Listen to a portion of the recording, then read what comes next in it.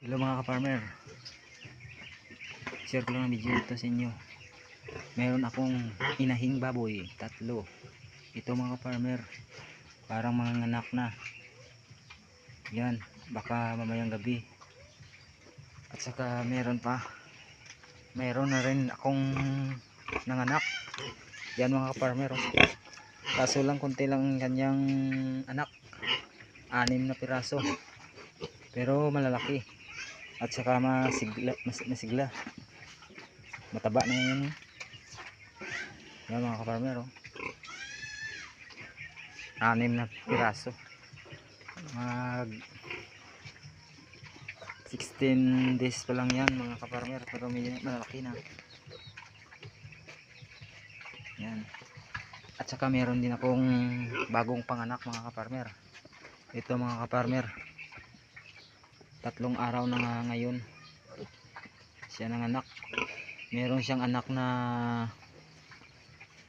14 piglets. Ito mga ka-farmer, yan. Akala ko nga konti lang kanyang anak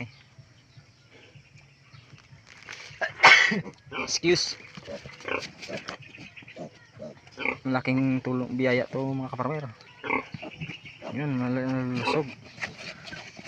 Open ang kanilang kulungan mga ka-farmer, kaya kung kadidi lumalabas. Yan mga ka-farmer, yan, putik ng kanilang pwesto. Sira na ang kulungan mga ka-farmer, gawa lang sa kawayan yan mga ka-farmer. Mamaya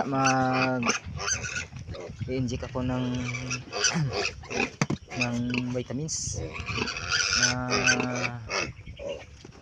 anong vitamins yan? Ng iron. Mag-i-inject ako ng iron. Pangalawang anak pa lang to mga ka-farmer.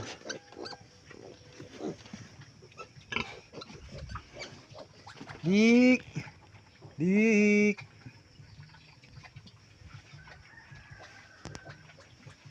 yan lang po mga ka-farmer. Salamat.